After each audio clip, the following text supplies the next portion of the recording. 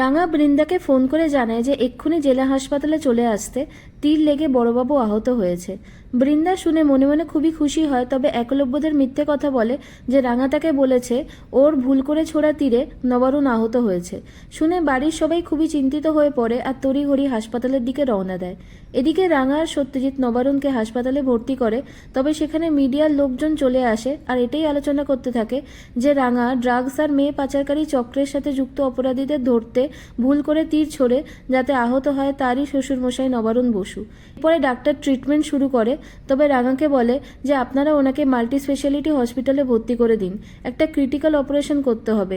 এই জেলা হাসপাতালে সেরকম পরিকাঠামো নেই, আর মনে হচ্ছে ওনার ভোকাল কর্ডের অবস্থা অলরেডি খারাপ হয়েছে, বেশি ড্যামেজ হলে কিন্তু আর কোনোদিনও উনি কথা বলতে পারবেন না। শুনে ভেঙে পড়ে রাঙা। সত্যজিৎ ভাবে যে এই মিশনের ব্যাপারে তো বাইরের কেউ জানতো না, তবে উনি ওই জঙ্গলে এলেন কি করে। রাঙা দিকবিদিক শূন্য হয়ে কাঁদতে থাকে আর বলে আজ আমার একটা ভুলের জন্য বড়বাবুর এই অবস্থা। সেখানে একলব্যরা এসে পৌঁছলে রাঙাকে ধমক দিয়ে প্রশ্ন করে যে কোন উদ্দেশ্য এখানে গিয়েছিলে তুমি, আমার বাবার অবস্থাই বা এরকম হলো কি করে। বৃন্দাও একলব্যকে উস্কাতে থাকে আর রাঙাকে যা ইচ্ছে তাইভাবে কথা শোনাতে থাকে। রাঙা অনেক করে একলব্যকে বোঝাতে চায়, তবে একলব্য রাঙার কোনো কথাই বিশ্বাস করতে চায় না।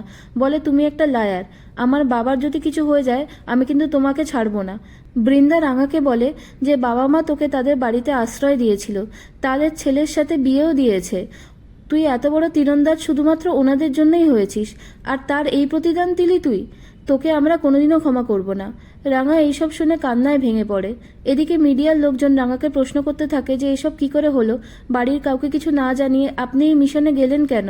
সত্যজিৎ ব্যাপারটাকে সামলায় আর তাদেরকে সেখান থেকে যেতে বলে, তবে একটা অফিসারকে দায়িত্ব দেয় যে নবরুণ বসু সেখানে কেন গিয়েছিলেন সেটা খুঁজে বার করতেই হবে ইমিডিয়েটলি।